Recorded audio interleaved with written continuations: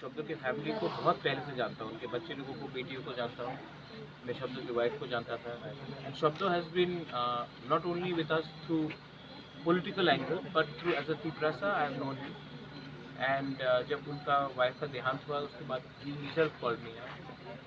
राजमाता को भी आने का बात था लेकिन राजमाता का तबीयत ठीक नहीं थी, तो मुझे लगा कि मैं खुद आऊँ सॉलिडारिटी दिखाने के लिए। ख़राब समय में बुबागरा नहीं तिप्रसा बन के आया है। और आने वाले दिन में अगर मैं कुछ भी कर सकता हूँ तो I am more than happy to help शब्दों and the entire village and the people of this village. Point है कि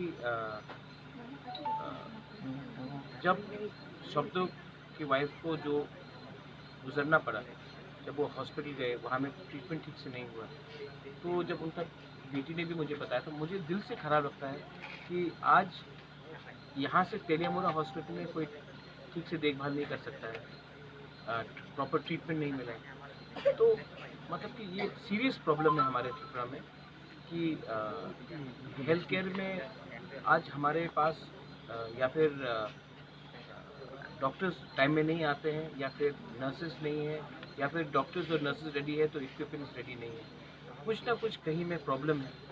और जो शब्दों की वाइफ के संग हुआ है, मैं नहीं चाहता हूँ कि किसी के संग भी हो, कोई मेरे दुश्मन भी हो तो उनके साथ ऐसा नहीं हो।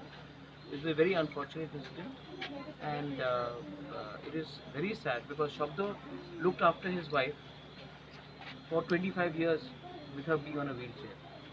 And रियल मैन, जो ट्रू आदमी होता है, वो मर्द नहीं बनता क्योंकि वो ब्रेव है। वो अपने वाइफ को देखभाल जैसा उन्होंने किया 25 साल तक, वो व्हील चेयर में थी, उससे मालूम पड़ता है कि ये कैसा इंसान है।